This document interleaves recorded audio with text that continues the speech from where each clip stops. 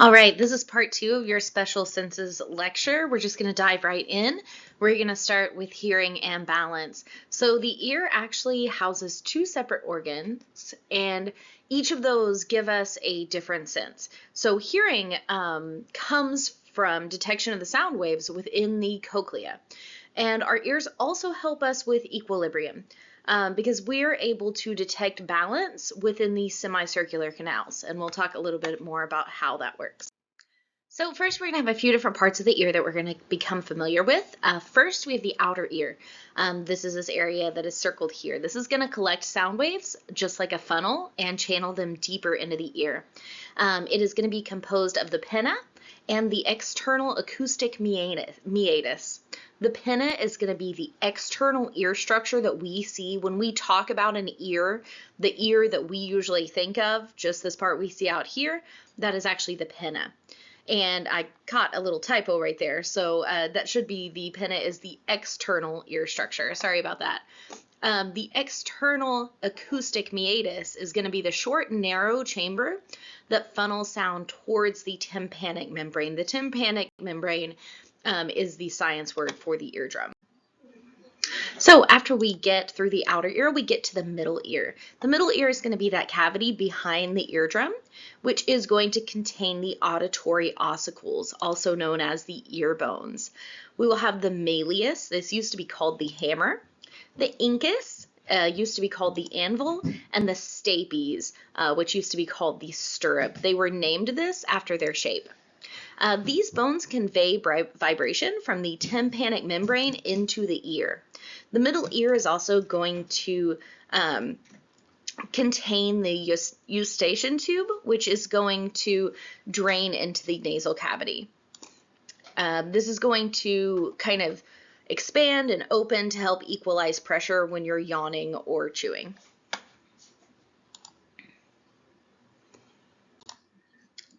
So after that, we get into the inner ear. The inner ear is going to contain organs for hearing and balance that we talked about at the beginning. So again, that cochlea is going to be the spiral cavity that detects hearing through sound energy. It is Latin for snail because it absolutely looks like one if you look at the anatomy of it over here. And then we also have the vestibule and the semicircular canals. These are going to be canals which are going to detect balance, equilibrium, and position. So the way that hearing works is that we have the cochlea, and it's going to be lined with these tiny little short hair cells. And hair cells are sensory receptors. They're also known as stereocilia. So each receptor is going to be stimulated by different frequencies of sound, and those different frequencies are mapped out on this diagram over here. The human ear hears best between about 20 and 20,000 hertz. This range is going to shrink as you age, and that's going to start with the higher frequencies. So this is why our hearing starts to go a little bit as we get older. I gave you a table that outlines the steps in this process to help with your studying. So the first thing that is going to happen is sound waves are going to enter the external acoustic meatus. Then the sound waves are going to cause the eardrum to reproduce those vibrations from the sound waves. Then the auditory ossicles are going to amplify and transfer the vibrations to the end of the stapes. Movement of the stapes at the oval window is going to transfer those vibrations to the perilymph. Remember, this is the liquid component that is inside. The vibrations are going to pass through that vestibular membrane, and then they're going to enter the endolymph of the cochlear duct. So again, this is the liquid component inside. They're going to move that basilar membrane. So the different frequencies of vibration of the basilar membrane are going to stimulate different sets of receptor cells. So as those receptor cells depolarize, its membranes are going to become more permeable to calcium ions, and the inward diffusion of those calcium ions is going to cause those vesicles at the base of the receptor cell to release neurotransmitters. This should be familiar to you from our neuro lecture. The neurotransmitters are going to stimulate the dendrites of the nearby sensory neurons, and then those sensory impulses are going to be triggered on fibers of the cochlear branch of that vestibular cochlear nerve that we talked about in chapter 7.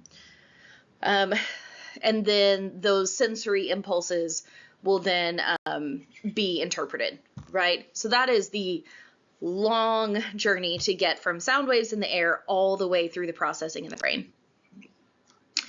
So we can sometimes have tinnitus. This is the medical word for ringing in the ears. This can be caused by overstimulation of those cilia hair cells. Hearing loss can also be caused when those stereocilia are damaged because they can't really regenerate easily. So once they're damaged, it's really hard to continue hearing at that same level. Let's talk a little bit about balance. So we talked about this vestibular system at the very beginning. This is going to be the portion of the inner ear which contains chambers to help us with balance and movement. So there's going to be fluid within these chambers, and this fluid is going to move with the movement of your head. So that is going to signal receptor cells within that the movement is occurring. This is why I have a diagram here that shows you when you're tilting your head downward, the fluid is touching different hair cells, right? So that is how our body is able to detect if our head is bent upright or if it's bent forward or backward or anything like that. So let's talk a little bit about vision. The eye is going to be a special sensory organ. We will look a lot at this in lab. That is going to contain photoreceptors. These photoreceptors detect light waves. We have some intrinsic eye muscles that help to move our eye around. I just wanted to give you all that diagram so you can see kind of how that movement occurs. And then I also put a table in here that outlines which muscles are moving the eyes and which cranial nerves they're innervated by to cause the function, whether we're trying to close the eye or open the eye or rotate the eyes up and down or side to side or any of that. This table will help you to nail down those movements. Here is a really great picture that outlines all of the different areas within the eye. This will come in really, really handy in lab this week. So here's a little bit about the anatomy of the eye. The sclera is going to be the outermost layer. This is what we think of as being like the white of the eye. The purpose of the sclera is for protection. We also have the cornea. This is going to be the clear outer covering on the front of the eye, which is both going to help protect our eye and is going to help with light refraction. So it helps us see better by targeting that light as it comes into the eye. We also have aqueous humor, which is going to be the clear fluid found between the cornea and the lens. Continuing on with eye anatomy, we have the pupil. This is going to be a hole which lets light into the eye. This is going to be covered by that cornea that we talked about. We have the lens. This is going to sit just posterior to the pupil. Its purpose is to focus light as it enters the pupil. And we have the iris. This is going to be the pigmented muscle tissue that controls the size of the tissue. So this is where the color in our eye comes from. This is going to dilate and contract to change the pupil size based on how much light there is around. So as we age, the lens tends to harden and become a little bit cloudy, and this leads to cataracts over time. So that is something that if you're working in healthcare, you will definitely see a whole lot of with our aging populations. This isn't something you need to necessarily memorize or anything because it is not really incredibly relevant to our class, but I just wanted to show you some of the very, very different variations of eyes that there are out there. Eyes are a really interesting organ because they can all help us see, but they can really be arranged very, very, very differently depending on which organism they're in. So a little bit more about the anatomy of the eye. We have the vitreous humor. This is going to be the gel-like liquid that maintains the eye shape here. We have the choroid. This is going to be the middle layer, which contains blood vessels that supply the eye with oxygen and nutrients. The retina is going to be the inner layer, which is going to contain those photoreceptor cells, or rods and cones, are probably what you have heard them be called before. And then we have the optic nerve that is going to send impulses from the retina to the brain. I put a table here for you that differentiates rod and cone cells because this is important information to know. Ultimately, rods are going to give us black and white vision, so it's going to be monochrome vision and night vision, but it is going to give us very, very crisp vision and the ability to see in low light. Cones are going to be responsible for our color vision, and they are going to work the best in bright light. So here's more about rods and cones. The retina is going to contain these photoreceptors, again, rods and cones that respond to light. Everyone is going to have a blind spot where the optic nerve is going to connect to the retina. This is known as the optic disc.